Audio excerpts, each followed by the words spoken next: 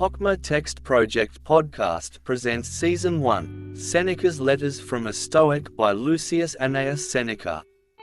Translated by Richard Montgomery. Letter 58 on Being.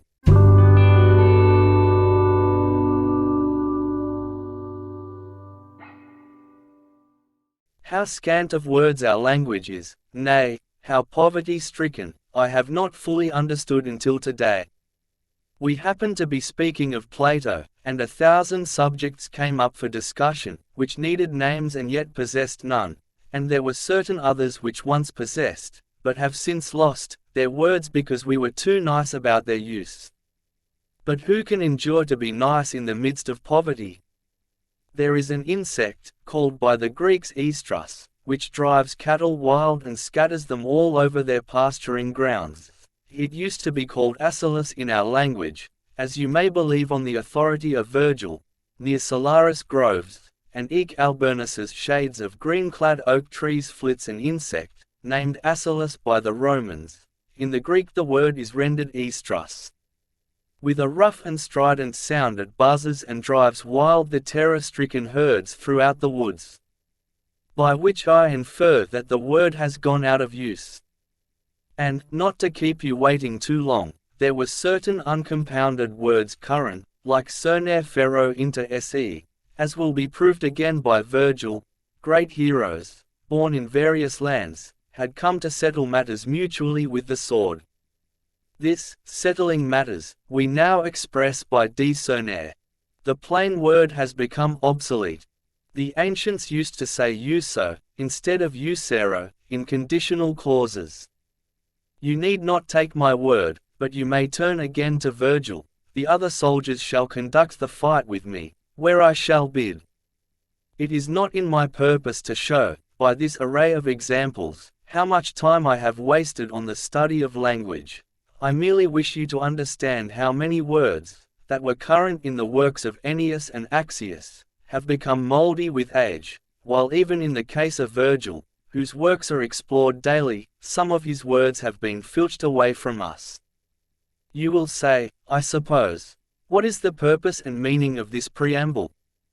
I shall not keep you in the dark. I desire, if possible, to say the word essentia to you and obtain a favorable hearing. If I cannot do this, I shall risk it even though it put you out of humor. I have Cicero as authority for the use of this word, and I regard him as a powerful authority. If you desire testimony of a later date, I shall cite Fabianus, careful of speech, cultivated, and so polished in style that he will suit even our nice tastes. For what can we do, my dear Lucilius? How otherwise can we find a word for that which the Greeks call ouzia, something that is indispensable, something that is the natural substratum of everything? I beg you accordingly to allow me to use this word essentia. I shall nevertheless take pains to exercise the privilege, which you have granted me, with as sparing a hand as possible. Perhaps I shall be content with the mere right. Yet what good will your indulgence do me, if, lo and behold, I can in no wise express in Latin the meaning of the word which gave me the opportunity to rail at the poverty of our language? And you will condemn our narrow Roman limits even more, when you find out that there is a word of one syllable which I cannot translate. What is this, you ask? It is the word on. You think me lacking in facility. You believe that the word is ready to hand, that it might be translated by quod est. I notice, however, a great difference. You are forcing me to render a noun by a verb. But if I must do so, I shall render it by quod est. There are 6 ways in which Plato expresses this idea, according to a friend of ours, a man of great learning, who mentioned the fact today. And I shall explain all of them to you, if I may first point out that there is something called genus and something called species. For the present, however, we are seeking the primary idea of genus, on which the others, the different species, depend, which is the source of all classification, the term under which universal ideas are embraced. And the idea of genus will be reached if we begin to reckon back from particulars, for in this way we shall be conducted back to the primary notion. Now, man is a species, as Aristotle says, so is horse or dog. We must therefore discover some common bond for all these terms, one which embraces them and holds them subordinate to itself. And what is this? It is animal. And so there begins to be a genus, animal, including all these terms, man, horse, and dog.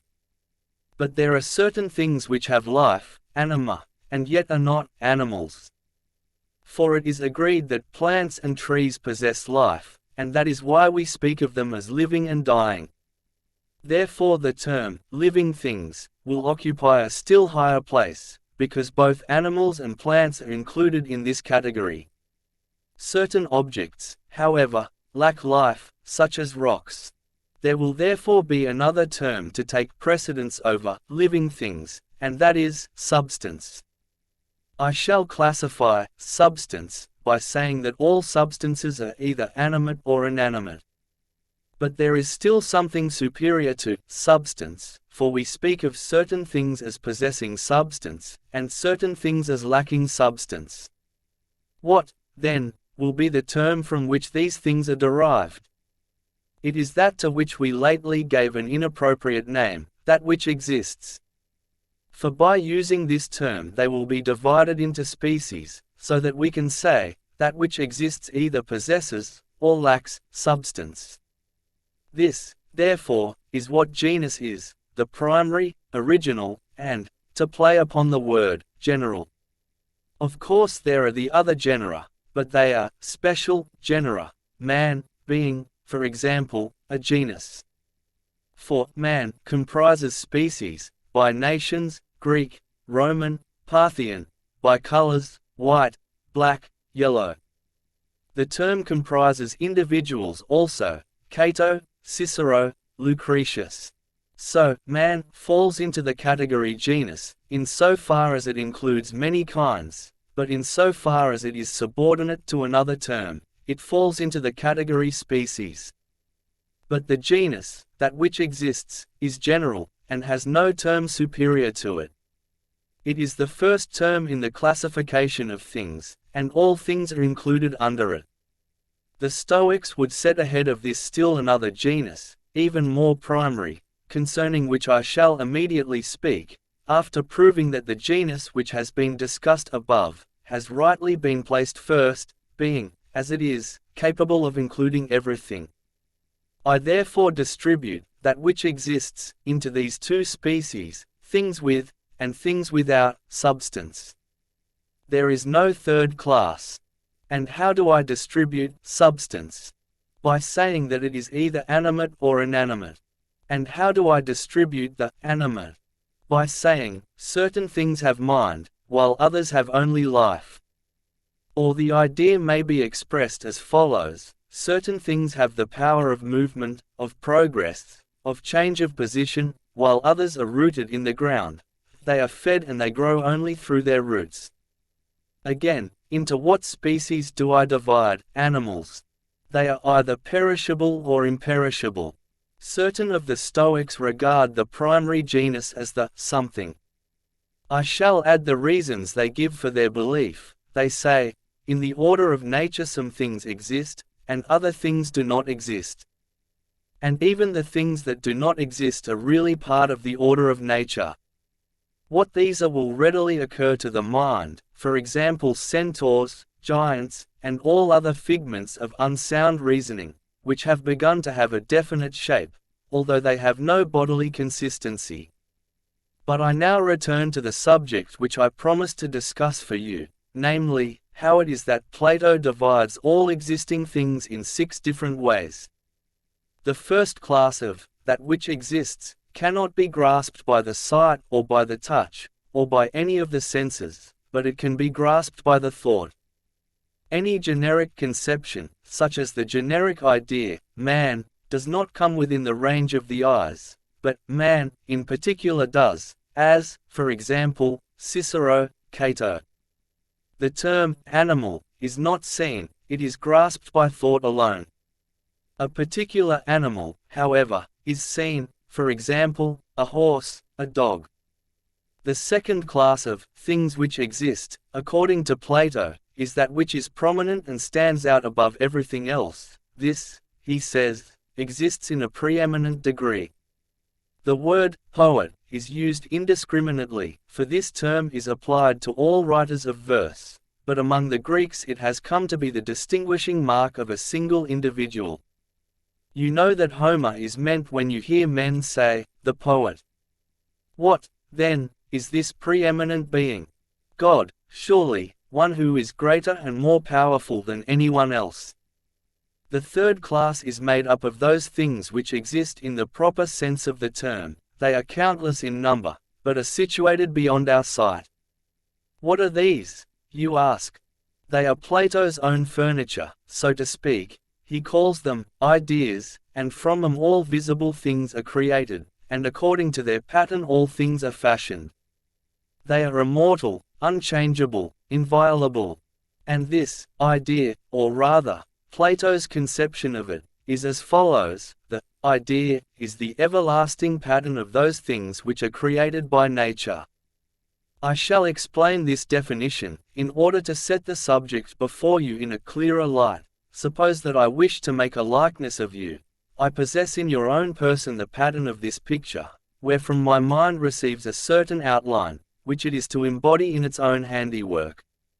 That outward appearance, then, which gives me instruction and guidance, this pattern for me to imitate, is the idea. Such patterns, therefore, nature possesses in infinite number, of men, fish, trees, according to whose model everything that nature has to create is worked out. In the fourth place we shall put form. And if you would know what form means, you must pay close attention, calling Plato, and not me, to account for the difficulty of the subject. However, we cannot make fine distinctions without encountering difficulties. A moment ago I made use of the artist as an illustration. When the artist desired to reproduce Vergil in colors, he would gaze upon Vergil himself. The idea was Vergil's outward appearance, and this was the pattern of the intended work. That which the artist draws from this idea, and has embodied in his own work, is the form. Do you ask me where the difference lies? The former is the pattern, while the latter is the shape taken from the pattern and embodied in the work. Our artist follows the one, but the other he creates. A statue has a certain external appearance. This external appearance of the statue is the form. And the pattern itself has a certain external appearance, by gazing upon which the sculptor has fashioned his statue. This is the idea. If you desire a further distinction, I will say that the form is in the artist's work, the idea outside his work, and not only outside it, but prior to it. The fifth class is made up of the things which exist in the usual sense of the term. These things are the first that have to do with us. Here we have all such things as men, cattle, and things. In the sixth class goes all that which has a fictitious existence, like void, or time. Whatever is concrete to the sight or touch, Plato does not include among the things which he believes to be existent in the strict sense of the term. These things are the first that have to do with us. Here we have all such things as men, cattle, and things. For they are in a state of flux, constantly diminishing or increasing. None of us is the same man in old age that he was in youth, nor the same on the morrow as on the day preceding. Our bodies are burned along like flowing waters. Every visible object accompanies time in its flight. Of the things which we see, nothing is fixed. Even I myself, as I comment on this change, am changed myself. This is just what Heraclitus says: we go down twice into the same river, and yet into a different river. For the stream still keeps the same name, but the water has already flowed past. Of course, this is much more evident in rivers than in human beings. Still, we mortals are also carried past in no less speedy a course, and this prompts me to marvel at our madness in cleaving with great affection to such a fleeting thing as the body, and in fearing lest some day we may die, when every instant means the death of our previous condition. Will you not stop fearing lest that may happen once, which really happens every day? So much for man, a substance that flows away and falls, exposed to every influence, but the universe, too, immortal and enduring as it is, changes and never remains the same. For though it has within itself all that it has had, it has it in a different way from that in which it has had it. It keeps changing its arrangement. Very well, say you, what good shall I get from all this fine reasoning? None, if you wish me to answer your question. Nevertheless, just as an engraver rests his eyes when they have long been under a strain and are weary, and calls them from their work, and feasts them, as the saying is, so we at times should slacken our minds and refresh them with some sort of entertainment. But let even your entertainment be work, and even from these various forms of entertainment you will select, if you have been watchful, something that may prove wholesome. That is my habit, Lucilius. I try to extract and render useful some element from every field of thought, no matter how far removed it may be from philosophy. Now what could be less likely to reform character than the subjects which we have been discussing? And how can I be made a better man by the ideas of Plato? What can I draw from him that will put a check on my appetites? Perhaps the very thought, that all these things which minister to our senses, which arouse and excite us, are by Plato denied a place among the things that really exist. Such things are therefore imaginary, and though they for the moment present a certain external appearance, yet they are in no case permanent or substantial. Nonetheless, we crave them as if they were always to exist, or as if we were always to possess them. We are weak, watery beings standing in the midst of unrealities, therefore let us turn our minds to the things that are everlasting.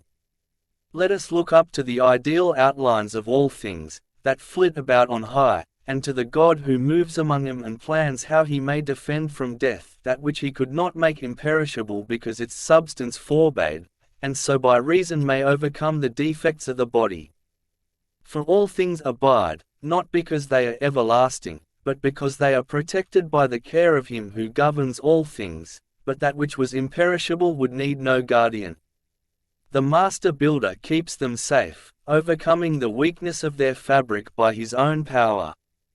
Let us despise everything that is so little an object of value that it makes us doubt whether it exists at all. Let us at the same time reflect, seeing that Providence rescues from its perils the world itself, which is no less mortal than we ourselves, that to some extent our petty bodies can be made to tarry longer upon earth by our own providence, if only we acquire the ability to control and check those pleasures whereby the greater portion of mankind perishes. Plato himself, by taking pains, advanced to old age. To be sure, he was the fortunate possessor of a strong and sound body, his very name was given him because of his broad chest, but his strength was much impaired by sea voyages and desperate adventures.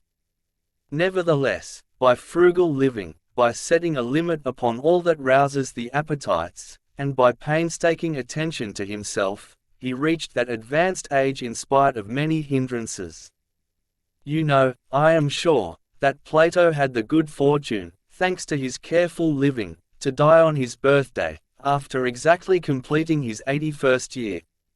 For this reason wise men of the East, who happened to be in Athens at that time, sacrificed to him after his death, believing that his length of days was too full for a mortal man, since he had rounded out the perfect number of 9 times 9. I do not doubt that he would have been quite willing to forego a few days from this total, as well as the sacrifice. Frugal living can bring one to old age, and to my mind old age is not to be refused any more than is to be craved. There is a pleasure in being in one's own company as long as possible, when a man has made himself worth enjoying. The question, therefore, on which we have to record our judgment is, whether one should shrink from extreme old age and should hasten the end artificially, instead of waiting for it to come. A man who sluggishly awaits his fate is almost a coward, just as he is immoderately given to wine who drains the jar dry and sucks up even the dregs. But we shall ask this question also, is the extremity of life the dregs, or is it the clearest and purest part of all, provided only that the mind is unimpaired, and the senses, still sound, give their support to the spirit, and the body is not worn out and dead before its time? For it makes a great deal of difference whether a man is lengthening his life or his death. But if the body is useless for service, why should one not free the struggling soul? Perhaps one ought to do this a little before the debt is due, lest, when it falls due, he may be unable to perform the act. And since the danger of living in wretchedness is greater than the danger of dying soon, he is a fool who refuses to stake a little time and win a hazard of great gain. Few have lasted through extreme old age to death without impairment, and many have lain inert, making no use of themselves. How much more cruel, then, do you suppose it really is to have lost a portion of your life, than to have lost your right to end that life? Do not hear me with reluctance, as if my statement applied directly to you, but weigh what I have to say. It is this, that I shall not abandon old age, if old age preserves me intact for myself, and intact as regards the better part of myself, but if old age begins to shatter my mind, and to pull its various faculties to pieces, if it leaves me, not life, but only the breath of life, I shall rush out of a house that is crumbling and tottering.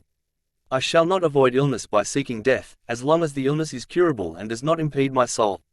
I shall not lay violent hands upon myself just because I am in pain, for death under such circumstances is defeat. But if I find out that the pain must always be endured, I shall depart, not because of the pain but because it will be a hindrance to me as regards all my reasons for living. He who dies just because he is in pain is a weakling, a coward, but he who lives merely to brave out this pain, is a fool. But I am running on too long, and, besides, there is matter here to fill a day. And how can a man end his life, if he cannot end a letter? So farewell. This last word you will read with greater pleasure than all my deadly talk about death. Farewell.